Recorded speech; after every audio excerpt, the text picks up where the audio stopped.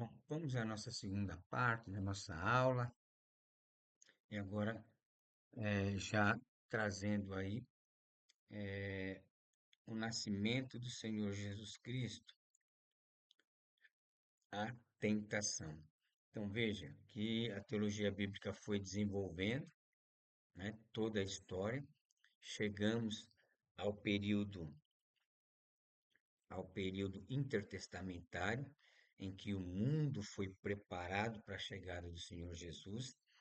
Eu falei para vocês da questão, né, das boas estradas que Roma construiu, né, da Pax Romana, que mesmo sendo uma paz imposta, né, pelas armas, mas havia paz, podia, né, os primeiros cristãos puderam andar para tudo quanto foi lado, sem ter perigo de enfrentar guerras. O sistema de correio também é muito bom, né? Que fez com que as cartas de Paulo chegassem em todos os lugares. O grego koiné, que também ajudou na questão da linguagem, ou seja, em todos os lugares se falava o grego koiné, ou seja, o grego comum. E todas estas coisas que foram preparadas nesse período interbíblico foram excepcionais, né? Porque ajudaram muito depois na propagação do Evangelho, né, do Senhor Jesus Cristo. Também vimos ali, né, o pensamento, o pensamento judaico, né, que foi sendo construído nesse período, principalmente a expectativa de um Messias político, né? Desculpe, porque no primeiro momento o que os judeus esperavam era justamente isso, né? Era um Messias político, alguém que fosse definitivamente tirar ele das mãos dos gentios. Até porque nós temos que lembrar, né, da Babilônia, dos 70 anos da Babilônia, depois os medos e persas, depois os gregos e agora os romanos. Então, o povo judeu estava realmente, né, desejoso de ser liberto disso. E eles tinham como, como esperança messiânica justamente isso, né? Essa libertação desse poder de governos eh, gentios, tá? Mas o Senhor Jesus veio de uma forma a mostrar muito mais do que isso, né? Ele veio para curar a alma, o pecado, e no primeiro momento eles não entenderam, por isso que a grande maioria rejeitou o Messias na sua primeira vinda. Então vamos lá. Do nascimento à tentação. O nascimento virginal de Jesus é essencial para afirmar que sua origem é divina e não humana, tá? Isso aí é extremamente importante, né? A ação do nascimento de Jesus, ele é inteiramente divina. E eu quero ver um texto aqui para mostrar como essa é uma realidade. Se você tiver com a sua Bíblia aí, abra a sua Bíblia em Lucas. Lucas, capítulo de número 1. Lucas, capítulo 1. Olha só como vai se dar o nascimento de Jesus. E entrando o anjo onde ela estava, verso 28, tá? Lucas 1, 28. E entrando o anjo onde ela estava, disse: Salve, agraciada, o Senhor é contigo. Bendita és tu entre as mulheres. E vendo ela, turbou-se muito com aquelas palavras e considerava que saudação seria esta. Disse-lhe então o anjo: Maria, não temas, porque achaste graça diante de Deus. E eis que em teu ventre conceberás e darás à luz um filho, e por-lhe-ás o nome de Jesus. Este será grande e será chamado Filho do Altíssimo. E o Senhor Deus lhe dará o trono de Davi, seu pai, e reinará eternamente na casa de Jacó, e o seu reino não terá fim. E disse Maria ao anjo: Como se fará isto, visto que não conheço varão? E respondendo o anjo, disse-lhe: Descerá sobre ti o Espírito Santo, e a virtude do Altíssimo te cobrirá, e com a sua sombra, pelo que também o santo que de ti há de nascer será chamado Filho de Deus. Então, nós observamos no texto, né, que o nascimento de Jesus foi com uma virgem e ele não teve como pai um outro ser humano, né? O Espírito Santo que agiu no ventre de Maria, no qual o Senhor Jesus foi sendo formado e nasceu em forma humana, tá? E a questão da divindade de Jesus, ela é muito mais clara ainda também no Evangelho de João, né? Capítulo 1. No princípio era o Verbo, e o Verbo estava com Deus, e o Verbo era Deus. Ele estava com Deus no princípio. Tudo foi criado por ele, sem ele nada do que existe teria sido feito. Então, essa é uma questão extremamente fundamental dentro do cristianismo, dentro da revelação bíblica, mesmo que muitos hoje contestem, mas a verdade bíblica é incontestável. Bom, embora a genealogia apresente Jesus como herdeiro legítimo das promessas feitas a Abraão e Davi, Mateus faz questão de irromper o padrão comum.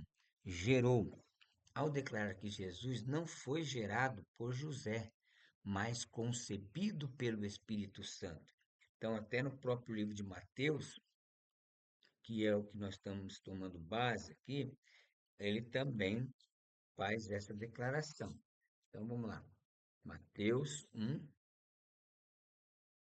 versículo 16 e 17. E Jacó gerou a José, marido de Maria, do qual nasceu Jesus, que se chama o Cristo. De sorte, de sorte que, de sorte que todas as gerações, desde Abraão até Davi, são 14 gerações. De Davi até a deportação para a Babilônia, 14, e desde a deportação para a Babilônia até Cristo, 14 gerações.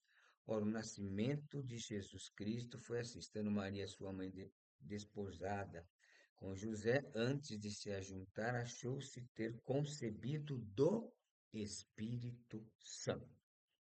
Bom, isso mostra que Jesus entra na história humana sem estar sujeito à transmissão natural da condição caída, indicando que sua vida tem origem direta em Deus. O nascimento virginal, portanto, revela que a salvação não procede da vontade humana, mas da iniciativa soberana do Senhor. Ou seja, é, por não ter tido a participação de um homem, né, essa transmissão da natureza caída de Adão não foi incluída em Jesus, né? Ele nasceu como humano, tendo todas as características humanas, né? Sentindo dor, sentindo alegria, sentindo tristeza, sentindo fome, tendo possibilidade de pecar, né? Mas ele não pecou. Ele não tinha essa natureza caída de Adão. Bom, além disso, a necessidade do nascimento de uma virgem está ligada ao cumprimento das profecias e à identidade messiânica de Jesus. Como nós conhecemos lá no Isaías 7,14, eis que a virgem conceberá e dará à luz um filho e lhe porá o nome chamado de Emanuel, que significa Deus conosco. Então, em cumprimento também à profecia, né, nós observamos que esse nascimento virginal da Virgem de Jesus Cristo já era profético, realização ou cumprimento da profecia. Lembrando que o Mateus ele está escrevendo para judeus e ele tem que provar para os judeus que Jesus realmente ele está enquadrado nas profecias. Bom, ao nascer de Maria, sem intervenção de homem algum, Jesus é apresentado como cumprimento literal dessa promessa e como a manifestação visível da presença de Deus entre os homens. Assim, o nascimento virginal confirma que Jesus não é apenas um descendente de Davi, mas o próprio Deus encarnado vem habitar com o seu povo. Depois dessa questão, ela fica um pouco mais, um pouco não, né? Ela fica bem mais clara quando a gente vai ler Filipenses, né? Quando Paulo fala da doutrina da quinosis. O que é a doutrina da quinosis? É a doutrina do esvaziamento, ou seja, Jesus se esvaziou, ou seja, ele não perdeu os seus atributos divinos, né? Mas ele se esvaziou, ou seja, ele de forma alguma, ao nascer como homem, se utilizou dos seus atributos divinos para cumprir com o propósito de Deus de morrer na cruz e ressuscitar. Então, isso é muito importante para a gente começar a observar, né, que essa história, ela é uma história, né, que ela vai se completando, né? A revelação vai sendo progressiva. Por fim, o nascimento virginal é necessário para que a obra redentora de Cristo, né? Por fim, o nascimento virginal é necessário para a obra redentora de Cristo. Para ser o Salvador, Jesus precisava ser plenamente humano, nascido de mulher e plenamente santo, sem pecado. Concebido pelo Espírito Santo, ele assume a natureza humana sem herdar a culpa do pecado que marca a humanidade caída. Desse modo, Jesus é o segundo Adão, capaz de representar a humanidade diante de Deus e oferecer um sacrifício perfeito. Ou seja, Cristo, né? Ele cumpriu com todos os requisitos que eram exigidos pelo Pai. A gente pode ver isso também quando a gente volta um pouco lá no Antigo Testamento e vemos que Deus diz, né, que o sangue, né, ele é o único pagamento pela vida do homem. Por isso que foi sempre proibido ao crente, né, e ao judeu não comer nada com sangue, porque o sangue é a vida da alma. E veja que também quando o Levítico fala do sacrifício, né, dos animais que apontavam para o sacrifício de Cristo na cruz, o animal tinha que ser perfeito, não podia ser vesgo, não podia ser manco, não podia ter duas cores, não podia ter defeito nenhum. Então, nós vimos que Jesus, ele realmente, ele atende a esses requisitos. Primeiro, porque ele não tinha mancha nenhuma, ele não tinha defeito de pecado nenhum. E segundo, ele derramou seu sangue, né? E ele sofreu como ser humano. Então, as boas novas do Evangelho começam assim, com o nascimento que une céu e terra, revelando o plano de Deus para redimir o mundo. Jesus é adorado como rei desde o nascimento, evidenciando que sua identidade messiânica não foi reconhecida apenas ao longo do seu ministério, mas já se manifestava desde o início da sua vida. A visita dos magos do Oriente, guiados pela estrela, revela que ele nasce como aquele que cumpre as promessas proféticas feitas a Israel, sendo digno de honra, reverência e submissão. Então, nós vemos vários fatos e episódios que ocorreram com o nascimento de Jesus. Os magos que viram a estrela no Oriente e vieram até a Palestina para conhecer. Nós sabemos da história, eles passam pelo palácio, conversam com Herodes. Herodes pede para eles depois falar, né, onde realmente está o menino. Conhecemos a história. Chegando diante do garoto, da criança, eles dão ouros, né? Os pastores que estavam pastoreando, que os anjos aparecem, dizem, olha, hoje vos nasceu, né, o Cristo. Então, todas esses fatos vão corroborando para a questão de que Jesus, logo desde que nasceu, ele já foi adorado como rei. Mesmo passando sua vida por todas as situações que passou, né? Ele é, ele desde o seu nascimento recebeu reverência. Então, como diz aí, ó, os presentes oferecidos, ouro, incenso e mirra, possuem forte simbolismo régio, sacerdotal e sacrificial, apontando para a realeza, a divindade e a missão redentora de Cristo.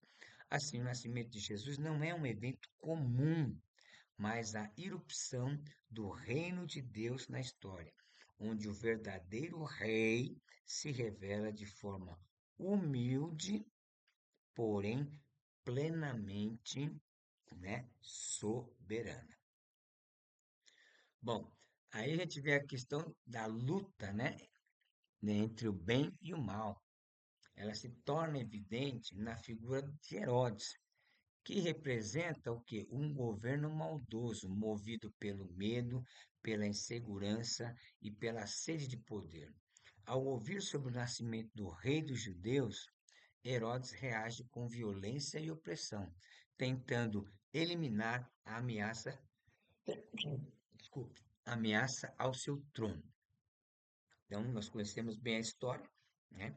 Quando Herodes ouviu o rei dos judeus, ele fica preocupado, né? Acontece justamente isso, medo, insegurança tomou conta e nós sabemos da atrocidade que ele manda fazer. Quando os magos não retornam, né, para informar, porque os magos foram divinamente, né, informados, né, pelo anjo para que não voltassem a Herodes, ele manda lá matar todas as crianças de 5 anos para baixo, né? Mostrando aí essa luta do mal contra o bem, né? No caso aí, no mal contra o bem. Então, Herodes, ele personifica o mal que se opõe ao plano divino, contrastando com Jesus, o verdadeiro rei, cujo governo é marcado pela paz, pela justiça e pelo amor. Essa tensão revela que a chegada do Messias provoca confronto espiritual e moral, exigindo posicionamento diante do reino. Então, essa luta e essa situação dessa guerra, né, entre o bem e o mal, ela praticamente ela se dá a partir de quando, né? Lembra lá de Gênesis 3:15, quando Deus diz para o diabo, né, que usou a serpente, ó, você enganou a mulher, mas da mulher vai nascer um que vai pisar na tua cabeça. Então, praticamente, a luta do bem ou do mal contra o bem começa ali, né? A Guerra Fria começa ali. Então, desde aquela época, o inimigo das nossas almas, ou da nossa alma, né? Porque nós só temos uma, ele tem lutado para que esse plano de Deus revelado nas Escrituras, ele não viesse a se cumprir, não viesse a ser completamente efetivado, né? É lógico que para uma aplicação hoje, nós vemos que o plano já foi cumprido, a vitória já foi ganha, né? Não há mais como retroceder, né? A salvação está aí à disposição de todos que pela fé creem no nome de Jesus Cristo, mas ele continua lutando ainda. Para quê? Para evitar que pessoas se cheguem a Deus e alcancem a salvação. Então vamos lá. Sua atitude demonstra como estruturas políticas corrompidas se levantam contra os propósitos de Deus, resistindo à verdade e à justiça. Herodes personifica o mal que se opõe ao plano divino, contrastando com Jesus, verdadeiro rei, né? Cujo governo é marcado pela paz, pela justiça e pelo amor. Essa tensão revela que a chegada do Messias provoca confronto espiritual e moral, exigindo posicionamento diante do reino de Deus. Então, a responsabilidade humana, né? Ela acontece aqui, né? Exigindo um posicionamento. Então, espera-se que as pessoas, ao ouvirem o Evangelho, elas façam o quê? Elas respondam com uma aceitação para que elas possam participar da salvação de Cristo. Depois nós temos outro episódio importante, né, que é o batismo de Jesus, que é mais um episódio que corrobora, ou seja, que reforça o fato de que ele é o Messias prometido, pois marca publicamente o início do seu ministério e confirma a sua identidade divina.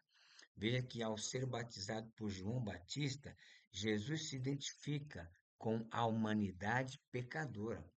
Por quê? Veja, embora ele mesmo não tivesse pecado, demonstrando obediência e humildade diante do plano redentor do Pai, ele faz o quê? Ele vai lá, se batiza como outro qualquer. Né? Tanto que João Batista talvez, não, eu preciso ser batizado por você, você vem a mim. E Jesus diz, não, é bom que agora a gente cumpra com toda a determinação, né, do Pai. E isso é interessantíssimo, como Jesus ele veio e provou que é possível ser obediente a Deus, mesmo sendo humano. Então, nesse evento, fica mais claro a divindade de Cristo, porque, veja aí, o céu se abre e o Espírito Santo desce sobre ele em forma de pomba, e a voz do Pai declara: Este é meu filho amado, revelando a aprovação divina e a natureza trinitária de Deus. Por quê? Porque nós temos aí nessa passagem, nós temos o Filho, nós temos o Espírito Santo e nós temos o Pai. Então, esse texto é importante também, por quê? Porque ele é, dá apoio, né, à questão da doutrina da Trindade, né? Deus Pai, Deus Filho e Deus Espírito Santo. Então, esse texto, ele é mais um dos textos que comprovam, né, a questão da Trindade, né, que nós já conversamos sobre isso em outras aulas. Então, o batismo, portanto, não é apenas um rito, mas uma revelação clara de que Jesus é o ungido de Deus, enviado para cumprir a missão de salvação prometida nas Escrituras. Então, observe bem, se você está, né, você que está acompanhando desde a primeira aula, como que essa a história ela é progressiva, né? Progressivamente vai se desenvolvendo o plano de Deus, né? Que nesse período foi o ápice, né? Com a vinda do próprio Cristo, do próprio Deus à Terra. Por isso que o tema dentro da teologia bíblica que nós estamos estudando é a história progressiva da revelação de Deus à humanidade. Isso é importante, por quê? Porque aí quando a gente olha, né, quando a gente vê a Bíblia, quando a gente lê a Bíblia, quando a gente se aproxima das Escrituras, a gente vai compreendendo melhor todo esse plano. É lógico que para se compreender essa narrativa completa, é preciso da atuação do Espírito Santo, né? Sem a atuação do Espírito Santo na vida da pessoa, ela não vai entender isso, ela vai achar que isso aí é uma fantasia, que é uma história, né? Uma história fictícia, né? Muito, eh, muito, como diria assim na linguagem popular, uma coisa muito doida, né? Mas para nós que temos Espírito Santo e que compreendemos, isso é maravilhoso. E é interessante observar isso porque, para nós, tudo isso, nós que estamos convivendo, né? Eu, por exemplo, há 30 anos, né? Já faz 30 anos que eu praticamente que eu estou no ministério, pregando, ensinando, falando. Então, quer dizer, é uma coisa muito evidente, muito clara, mas para quem não conhece, para quem não aceitou, para quem não recebeu, não consegue ter essa visão, né? Então é importante. Bom, aí nós vimos aí que nesse, né? Então, o último parágrafo aí, ó, o batismo, portanto, não é apenas um rito, mas há uma revelação clara de que Jesus é o ungido de Deus, enviado para cumprir a missão de salvação prometida nas Escrituras. Bom, outro fato, né, que aponta e é importante, né, que ocorreu na vida do Senhor Jesus foi a tentação, né? A tentação de Jesus revela de forma clara tanto sua plena humanidade quanto a sua perfeita obediência ao Pai. confirmando-o como Messias fiel e vitorioso. Conduzido pelo Espírito ao deserto, Jesus enfrenta as investidas de Satanás, não por fraqueza moral, mas por parte do propósito divino, assumindo a posição representativa da humanidade. Nós vemos ali na tentação, né, 40 dias e 40 noites, Jesus ali no deserto, em jejum, o tentador aparece para ele, né? E falou: "Ó, você não é o filho de Deus? Então aí, ó, eu sei que você está com fome, né? Faz essas pedras aí, ó, né? Tornarem pães", né? E Jesus rebate o inimigo com a palavra, dizendo: "Nem só de pão viverá o homem, mas de toda a palavra de Deus." Depois ele leva o pináculo e diz: "Olha, tudo isso eu vou te dar, tudo isso é meu, né?" Mentira, não tem nada dele, né? "Tudo isso te darei se prostrados me adorares." Não, Satanás, está escrito: somente a Deus adorarás, e somente a Deus, né, prestará um culto. Então, ele foi tentado, né? Por quê? Como o texto vai dizer aí, ó, diferente de Adão, porque Adão foi tentado lá no Éden e fracassou. E a tentação dele, né, o inimigo de Adão, o inimigo foi presente, né, porque ele enganou a Eva, comeu do fruto e deu para Adão, né? Então, o inimigo estava lá presente. E quando Cristo foi tentado, foi pelo próprio inimigo, pelo próprio diabo. Então, diferente de Adão, que caiu em meio à abundância, porque Adão vivia no paraíso, né? É, e de Israel, que fracassou no deserto, né, também, Jesus resiste às tentações utilizando a palavra de Deus, demonstrando que a verdadeira vitória espiritual não está no poder humano, mas na submissão à vontade divina. Que coisa linda, né, irmãos? Então, o poder não está no humano. Eu não tenho poder, você não tem poder. Mas, na submissão à vontade divina, com toda certeza, esse poder se manifesta na nossa vida. Então, aqui tem uma aplicação teológica, né? Olha aí, esse episódio ensina que o Filho de Deus venceu como homem, oferecendo um modelo de fidelidade e confiança absoluta nas Escrituras, além de afirmar que ele é capaz de socorrer os que são tentados, pois conhece, pois conhece, sem pecado, a realidade da luta espiritual. Então ele conhece, né? Ele viveu como homem, então ele, ele, ele sabe de todas as coisas que um ser humano passa. Eu gosto muito desse texto aqui, irmão, se você quiser ver aí, Hebreus capítulo 4. O verso.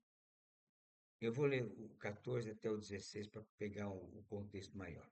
Visto que temos um grande sumo sacerdote, Jesus, Filho de Deus, que penetrou nos céus, retenhamos firmemente a nossa confissão, porque não temos um sumo sacerdote que não possa, olha aí, compadecer-se das nossas fraquezas, porém um que, como nós, em tudo foi tentado, mas sem pecado. Cheguemos, pois, com confiança ao trono da graça, para que possamos alcançar misericórdia e achar graça, a fim de sermos ajudados em tempo oportuno. Então, é um que como nós, né? Um que como nós. Então, o Senhor Jesus, hoje, ele está na glória ao lado direito do Pai, mas ele conhece as nossas fraquezas, ele conhece as nossas limitações, ele conhece as nossas dores, ele conhece as nossas lágrimas. Por quê? Porque ele viveu todas essas coisas, mas ele foi vencedor. Bom, vamos aqui, deixa eu meter aqui. A mensagem do rei, parte um. O reino de Deus está próximo.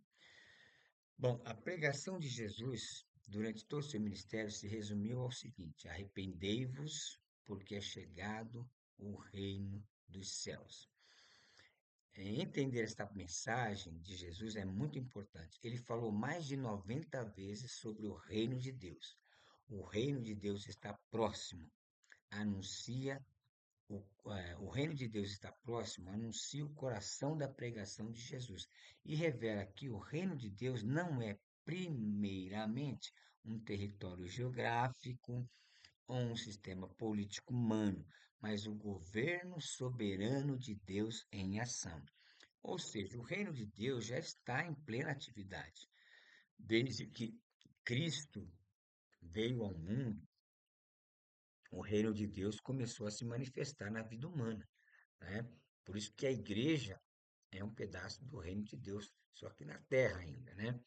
Então, ao declarar que o reino estava próximo, Jesus afirmava que, com a sua vinda, a autoridade divina irrompia de modo decisivo na história. O reino manifesta-se onde a vontade de Deus, olha aí, é o que? Obedecida, onde sua justiça, graça e verdade transformam vidas. Assim, o chamado de Jesus ao arrependimento não era apenas moral, mas espiritual, existencial. Tratava-se de uma mudança de mente e de direção diante da presença ativa do reino de Deus. Então veja aí, né, a mensagem do reino está próxima. Então veja que a, o reino se manifesta, olha, onde a vontade de Deus é obedecida. Isso é muito importante para a gente, né? Então, quando obedecemos a Deus e a sua palavra, através da sua palavra, através das diretrizes, nós estamos manifestando o reino de Deus. Bom, os ensinamentos, opa, deixa eu acertar aqui, os ensinamentos de Jesus. O reino de Deus apresenta uma dinâmica paradoxal. Ele já existe, ele já está presente, mas ainda não se consumou plenamente. Por meio de parábolas, Jesus explica que o reino cresce de forma silenciosa e progressiva, como a semente que germina ou o fermento que leveda toda a massa. Nós vemos que uma das ações pedagógicas de Jesus para mostrar e ensinar o reino foi justamente o uso de parábolas. O que é uma parábola?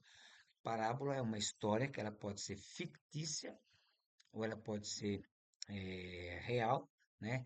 Que dentro do seu conteúdo ela traz verdades espirituais, tá? Então, esse aspecto revela que o projeto redentivo de Deus avança no interior da história, restaurando pessoas, relacionamentos e valores, mesmo em meio a um mundo marcado pelo pecado. O reino confronta estruturas injustas, redefine conceitos de poder e grandeza e revela que a verdadeira autoridade se expressa no serviço, na misericórdia e no amor sacrificial. Que coisa linda, hein? Bom, no desenrolar do projeto redentivo de Deus para sua criação, o reino de Deus aponta para a restauração integral de tudo o que foi corrompido pela queda. Então veja que teologicamente, né, as, todas as mazelas, todas as coisas terríveis que acontecem nesse mundo são, né, resultados da queda. Se o mundo está nessa situação, né, terrível que nós vemos hoje, é tudo consequência do pecado e do seu desenvolvimento dentro da história humana. Então, a obra de Jesus, seus milagres, ensinamentos, morte e ressurreição demonstra que o reino liberta, cura e reconcilia, antecipando a renovação final de todas as coisas. Então, perceba, ao transmitir as boas novas e as pessoas aceitando, ouvindo de coração e reconhecendo a sua situação, elas são salvas pelo arrependimento. E, consequentemente, elas são libertas. Libertas do quê? Da, da cegueira espiritual. Libertas do poder do pecado. E isso causa o quê? Transformação. É por isso que o Evangelho, ele é transformação. Falar que conhece a Cristo, frequentar uma igreja, mas se não há mudança, então a gente tem que rever essa situação, porque quando o evangelho, né, entra, quando o reino de Deus entra na vida de uma pessoa, ele é reconciliado com Deus e, eh, e a libertação ela acontece, né, instantaneamente. Às vezes sim, às vezes não, mas que ela acontece, ela acontece. Então, o reino não se limita à experiência individual de salvação, mas envolve a transformação da criação e a vitória definitiva de Deus sobre o mal. E essa transformação da criação é clara quando Paulo diz que a criação geme, mas a própria criação vai ser renovada. Quando nós chegamos lá no fim, lá no Apocalipse, diz que novos céus e nova terra. Então, apontando para essa transformação e para essa renovação que já está proposta e preparada para se manifestar no devido tempo. Então, a mensagem do rei convida seus ouvintes a viverem sob esse governo desde agora, como cidadãos do reino, aguardando com esperança a sua plena manifestação e consumação. E na consumação da história. Ó, a confiança dos súditos do rei. Então, veja bem, nesse desenvolvimento do plano de Deus, da revelação bíblica, e do evangelho que transforma, é, exige-se o quê dos súditos? Uma confiança, né? Uma confiança na mensagem que foi proclamada por Jesus. Então, essa é um elemento extremamente importante. Não dá para ser súdito do rei se não houver confiança, se não houver a verdadeira fé naquilo que foi revelado. Então, por isso que diz aí, ó, a confiança dos súditos do rei é um elemento essencial da mensagem proclamada por Jesus, pois viver sob o governo de Deus exige uma fé ativa e dependente. Ao ensinar sobre o cuidado do Pai, a provisão diária e o valor da vida humana, Jesus convida seus seguidores a descansarem na soberania divina, reconhecendo que o rei conhece suas necessidades antes mesmo que sejam expressas. Foi o que ele disse lá em Mateus, né? Que Deus conhece as nossas necessidades antes mesmo que a gente peça. Então, é importante que o crente, né, que tem a experiência com Deus, que tem Jesus, que tem o selo do Espírito Santo, ele descanse na soberania divina. E descansar na soberania divina é entender uma coisa: Deus está no controle de todas as situações. E isso é extremamente importante.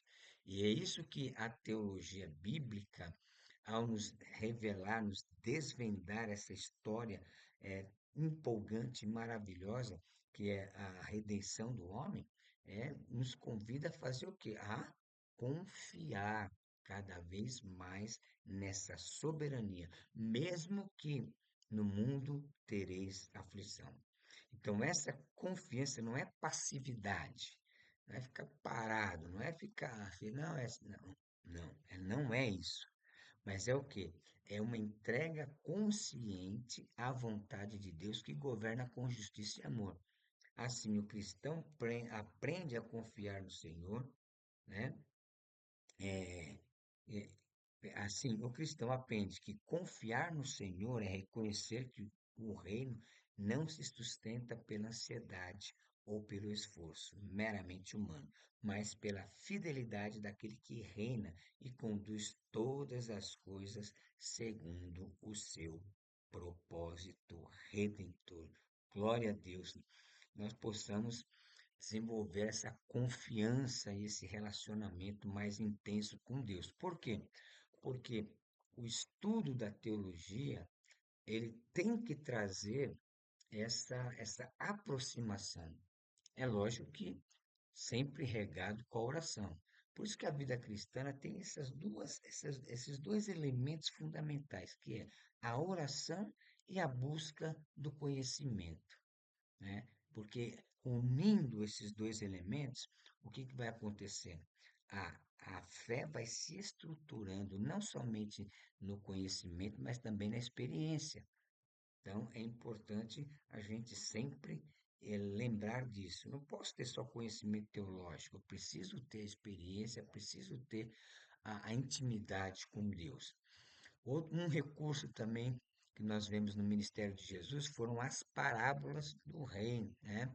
Ou seja, são o meio pedagógico escolhido por Jesus para revelar e, ao mesmo tempo, discernir os corações diante da verdade do reino.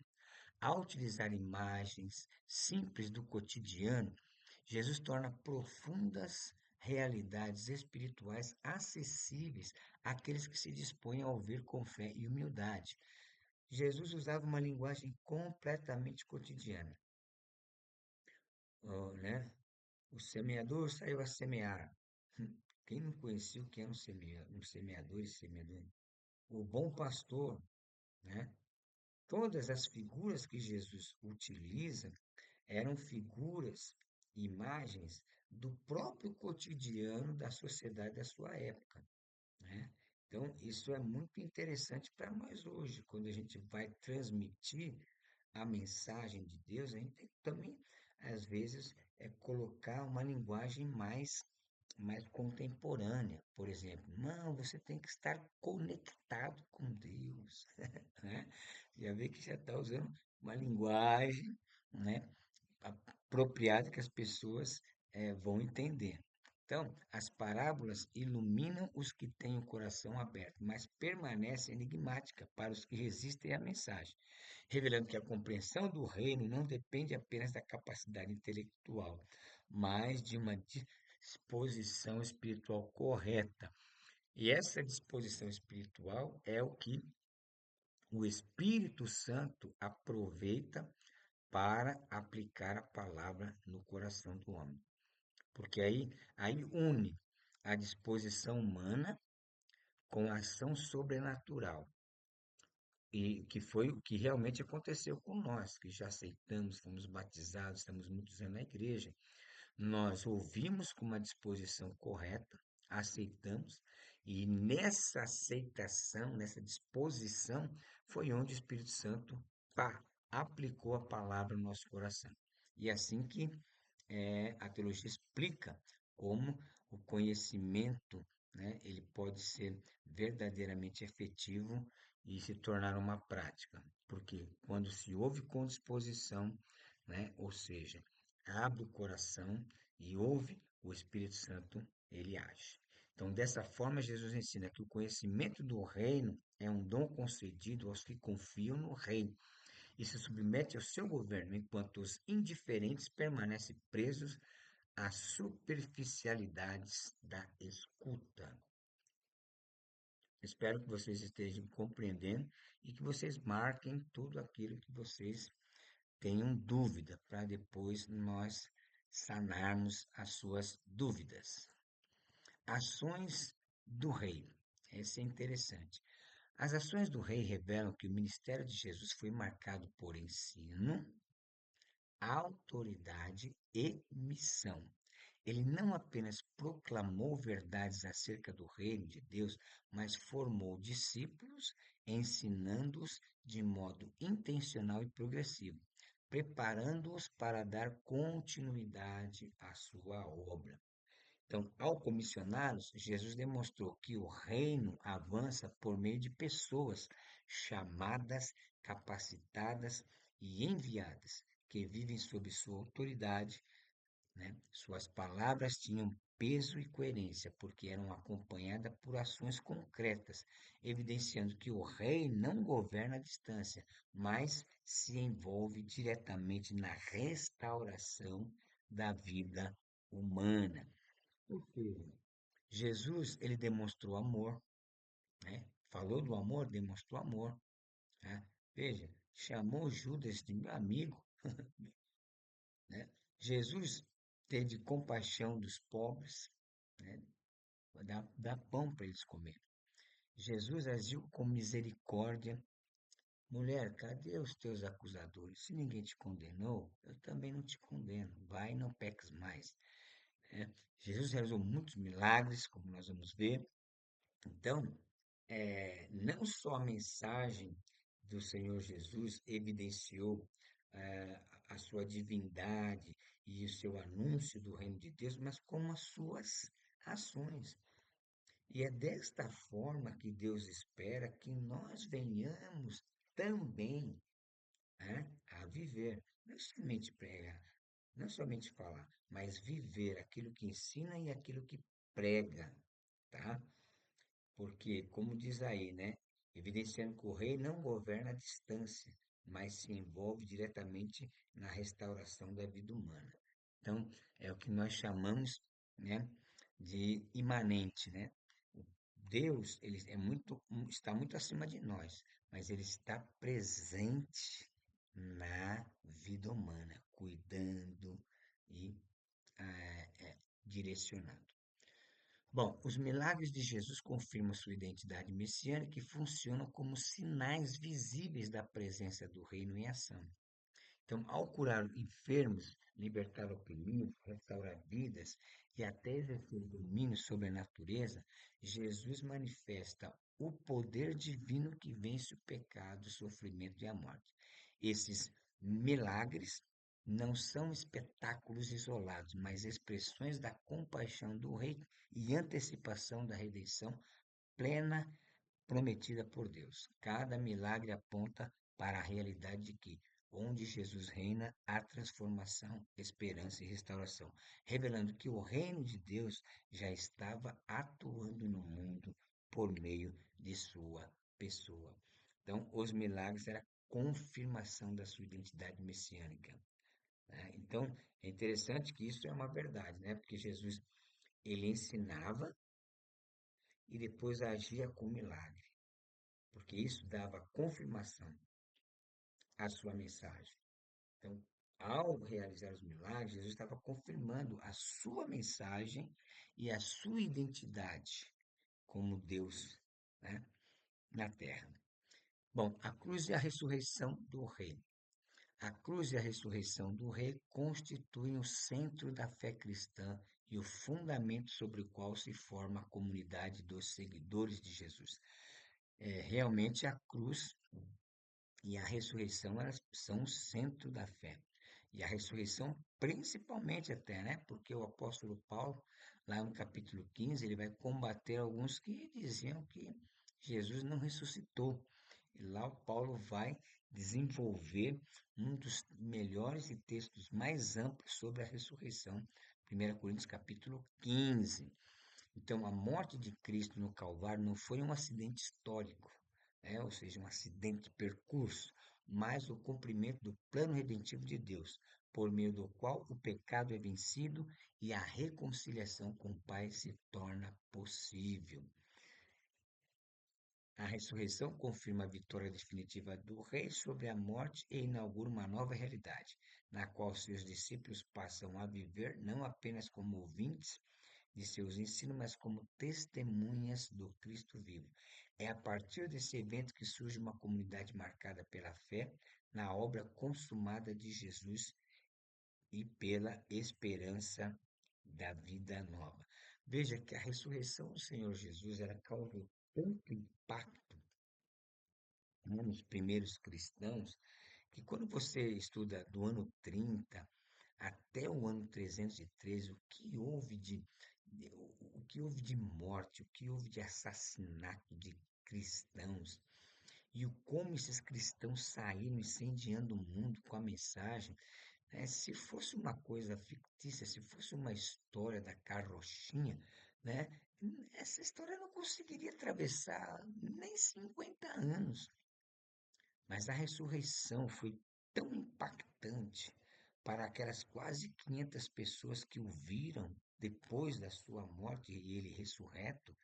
Então, essa mensagem acabou impactando de tal forma que não foi possível para ninguém conseguir parar, nem mesmo no período do ano 100 ao 313, que é considerado a Era dos Mártires. Então, a ressurreição de Cristo, ela é o fundamento, né? A sua morte na cruz, lógico, e a sua ressurreição é o centro da fé cristã. No aspecto individual, a cruz revela o alcance pessoal da salvação, ou seja, cada ser humano é chamado a reconhecer que Cristo morreu em seu lugar, ou seja, assumindo a culpa do pecado e oferecendo perdão e restauração. A morte de Jesus toca diretamente a consciência e o coração do indivíduo, convidando ao arrependimento, à fé e a uma nova vida sob o senhorio de Cristo. Nesse sentido, a cruz não é apenas um símbolo coletivo, mas uma realidade transformadora que redefine a identidade pessoal do cristão, agora reconciliado com Deus e participante da vida ressurreta do Rei. Então, completando aí a ideia do nosso autor aí, né, a cruz ela revela exatamente isso, né? A salvação ela é individual, né? Ela é individual por quê? Porque a própria Escritura vai dizer o quê? Que a salvação, né? Cada um, ou seja, melhor dizendo, cada um dará conta de si mesmo. Então, todo ser humano é chamado. Todo ser humano depois de Cristo, né? Ele é chamado a, é chamado e convidado a um ato de fé, a usar a sua o seu livre-arbítrio em decidir seguir a essa oferta gratuita de Deus, né, que foi o perdão dos nossos pecados pela morte e ressurreição de Jesus Cristo na cruz do Calvário. Por isso que é necessário a aplicação dessa verdade no coração humano pelo Espírito Santo, né? Porque se não tiver isso, né, então, ela é individual, mas também, como diz aí, um símbolo coletivo, né? E da reconciliação com Deus. No aspecto comunitário, a cruz e a ressurreição dão origem a um novo povo, unindo não por laços étnicos ou culturais, mas pela fé comum em Cristo. Aí falando, né, da, da igreja, que atualmente tem sido muito bombardeada, né? Tem pessoas que não acreditam mais na igreja, né? Mas não por conta da igreja, mas por conta do sistema e tal. Mas a igreja é um projeto de Deus. E sem a igreja, sem uma convivência comunitária, é difícil exercer um cristianismo verdadeiro, tá? Então, a comunidade cristã nasce do sacrifício do rei que derruba barreiras, promove reconciliação e estabelece uma nova forma de convivência baseada no amor, no serviço e na comunhão. A morte de Jesus criou uma família espiritual que vive de modo solidário, anunciando ao mundo os valores do reino de Deus. Assim, a cruz não apenas salva indivíduos, mas forma uma comunidade redimida que testemunha, né, na prática o reinado vivo e presente de Cristo. Então, o aspecto aí comunitário, né, que muitas pessoas hoje querem combater, mas a igreja, irmão, é justamente isso, né? É onde o Senhor ele une, né, pessoas de várias, como eu posso dizer, de várias personalidades, né, de várias formas, porque o pecado quebrou isso, né? Agora, a cruz de Cristo e a ressurreição de Cristo veio trazer essa unidade, né? Formando que uma família que pela sua ação, pelos seus valores, pela sua colaboração, pela sua vivência, isso tudo faz com que, né, esses indivíduos que agora passam a viver em comunidade sejam uma testemunha, né, daquilo que Jesus faz. Enquanto no mundo pessoas se tornam inimigas toda hora, na igreja não. Na igreja é onde essa comunidade, ao conhecer o Cristo, ao viver, né, os ensinos do Cristo, eles começam a viver mais interligados, aprendendo a amar um ao outro, aprendendo a conviver um com o outro, conviver e a entender, né, um ao outro, que é o que o Senhor quer. Até porque na esperança cristã nós vamos viver todos juntos na eternidade. Bom, aqui tem um tópico interessante que é a influência gnóstica e platônica. A gente tem que lembrar, e a gente já estudou sobre isso, que o Evangelho, né, ele começa a ser pregado, ele começa a ser anunciado dentro de um contexto, né? No primeiro século, e principalmente no segundo século, existia o gnosticismo. O que é o gnosticismo? O gnosticismo era um tipo de uma religião, de uma seita, que tinha alguns ensinos. Eles misturavam diversos tipos de ensino. E eles tinham uma coisa distintiva, que era dizer que a carne, ou seja, o corpo, é mal e o espírito e a alma são bons. E isso provocava uma dualidade, né? A carne não presta para nada, né? A carne é a prisão da alma, né? Diziam os gnósticos. E o platonismo, né? O platonismo que também fazia uma certa dualidade entre bem e mal, certo e errado.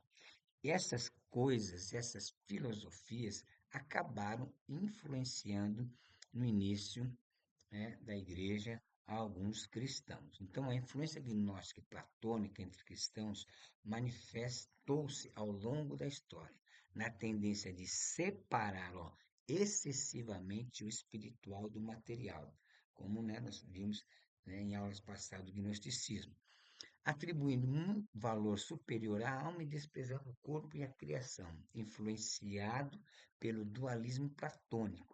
Esse pensamento levou alguns cristãos a enxergarem o mundo físico como intrinsecamente mal e a salvação como mera libertação da alma do corpo.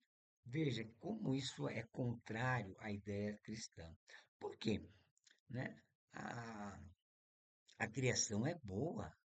Lembra que nós vimos, quando nós começamos a ver a teologia bíblica, Deus criou todas as coisas e quando ele criava, depois ele viu Deus que era bom.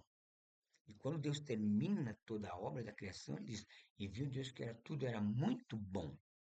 Então, não tem como a gente dizer que a criação, né, é ruim, é má, né? Ou seja, que o corpo também não, porque tanto a criação como o corpo do homem foram criados por Deus e Deus disse que era muito bom. O que corrompeu, o que tornou isso degenerado foi o pecado. Foi quando o pecado se manifesta na vida humana que começa a trazer todos os desajustes que nós vemos hoje. Então não dá para um cristão ter essa concepção, o corpo não presta para nada. Como não presta? Se o corpo não fosse importante, por que haver ressurreição do corpo? Se a criação é ruim, por que Deus vai, né, renovar a criação com novos céus e nova terra? Então, essa é uma ideia, né, uma influência platônica que até hoje alguns cristãos, alguns ensinos, você vê esse tipo de coisa, né? Então, a gente tem que tomar muito cuidado. Ó, olha o gnosticismo. Por sua vez, reforçou a ideia de que a redenção estaria ligada a um conhecimento secreto espiritualizado, acessível apenas a poucos iluminados. Ou seja, não dá para pensar numa salvação, numa espiritualidade somente para um pequeno grupo, né? Então, essas ideias acabavam fazendo o quê? Enfraquecendo a centralidade da encarnação, da cruz, da ressurreição de Cristo, como eventos históricos redentivos. Por quê? Porque a carne e a criação, né, não tinham valor para esse grupo. Bom, essas influências acabaram distorcendo a compreensão bíblica da salvação, reduzindo a uma experiência apenas interior e futuras, sem implicações concretas para a vida presente e para a criação. Ou seja, quando diz aí implicações concretas, por que concretas da vida presente? Porque com esse tipo de pensamento não há mudança de vida, não há mudança de caráter, não há mudança de atitude. E não é isso o Evangelho. A teologia nos mostra que o Evangelho é realmente uma mudança, uma transformação. Então, essas ideias, infelizmente, acabaram tendo uma certa influência, né, nos primeiros cristãos e nos primeiros ensinos que foi transmitidos, né, eh, no primeiro século, segundo século. Bom, em alguns contextos cristãos, isso gerou um afastamento das responsabilidades éticas, sociais e corporais da fé, como se o evangelho dissesse respeito apenas à alma e não à totalidade do ser humano. Veja aí, é justamente isso. Por não apontar para, para uma mudança, né? O evangelho causa uma mudança que afeta não só o espiritual, mas a vida num todo, né? E o que ocorreu foi justamente isso, esse afastamento. Ah, não, já que é assim, então não precisa levar muito a sério, né? As questões éticas, sociais e corporais, cuidado éticas, né, dentro da própria ética pessoal, social em questão da responsabilidade com o outro, e cultural, e corporal, perdão, do próprio corpo, né? Tanto que teve aquele grupo, né, dos nicolaítas que ensinavam o que naquele período? Quanto mais você pecar, mais graça você tem. Então, vamos pecar para receber mais graça. E são bem completamente combatidos pelo evangelista João, né, que vai combater veementemente essa ideia. Então, a teologia bíblica, contudo, reage a esse reducionismo, né? Porque isso é um verdadeiro reducionismo. É reduzir o evangelho, é reduzir a obra de Deus, é reduzir o plano de Deus, é reduzir a redenção, né? É fazer uma coisa muito presa, muito limitada, né? Então, reage a esse reducionismo ao afirmar que Deus criou o mundo material como bom e que a redenção não anula a criação, mas visa restaurá-la plenamente, como nós já falamos aqui, que é, vai acontecer no novo céu e nova terra. Bom, a abrangência da redenção de Jesus à luz da teologia bíblica revela-se no fato de que a obra de Cristo alcança o ser humano de forma integral, corpo, alma e espírito. A encarnação do Filho de Deus afirma o valor da realidade material, enquanto sua morte e ressurreição proclamam a vitória sobre o pecado, a morte, a corrupção que atingiram toda a criação. Então, a redenção bíblica não se limita ao perdão individual dos pecados, mas inclui a restauração da dignidade humana, dos relacionamentos e da vocação do homem como mordomo da criação. Olha que coisa maravilhosa. Restaura a dignidade humana, né? Porque uma das coisas que o pecado tirou foi a dignidade. Lembra da mulher pega em adultério? Meu Deus, imagina que situação daquela mulher. Mas Jesus foi lá e disse: Olha, eles não te condenaram? Também não te condeno. Vá e não peque mais. Ou seja, mostrando uma dignidade, uma misericórdia. Dos relacionamentos, relacionamentos que eram quebrados, relacionamentos que não eram, né, que não possuíam nenhum tipo de benefício. Hoje é possível, né, vivermos relacionamentos intensos, né, bons, alegres com as pessoas, mesmo ela não sendo meu parente, mesmo ela não sendo próxima de mim. E da vocação do homem como mordomo, ou seja, a redenção vai nos tornar verdadeiros mordomos da criação. Ou seja, nós vamos cuidar da criação de Deus como ela deve ser cuidada e como Deus esperava no princípio que Adão e Eva, né, fizessem e cuidassem da criação. Além disso, a teologia bíblica aponta para uma redenção cósmica, ou seja, tudo, céus, terra, espaço e tudo, né? Na qual toda a criação aguarda a consumação do plano redentivo de Deus. A ressurreição de Jesus é o sinal antecipado dessa renovação final, quando todas as coisas serão reconciliadas em Cristo. Assim, a redenção é abrangente, tanto no presente quanto no futuro. Transforma vidas agora e aponta para a restauração plena no fim dos tempos. Essa visão integral corrige leituras espiritualistas e reafirma que o reino de Deus envolve toda a realidade criada sob o senhorio redentor de Cristo. Que Deus nos abençoe, que a gente possa, né, rever todos esses aspectos da teologia bíblica, né? E tudo aquilo que você não compreender, você me manda para a gente estar conversando para esclarecer as dúvidas. Alguns desses slides não foram simples cópia do livro, tá?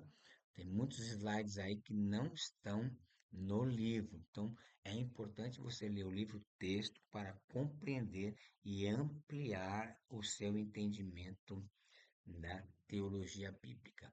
Que Deus abençoe e até a próxima aula, né? Que será a quinta aula. A quinta aula que nós estaremos vendo, né? Terminando o nosso livro de teologia bíblica. Deus abençoe e fique na paz.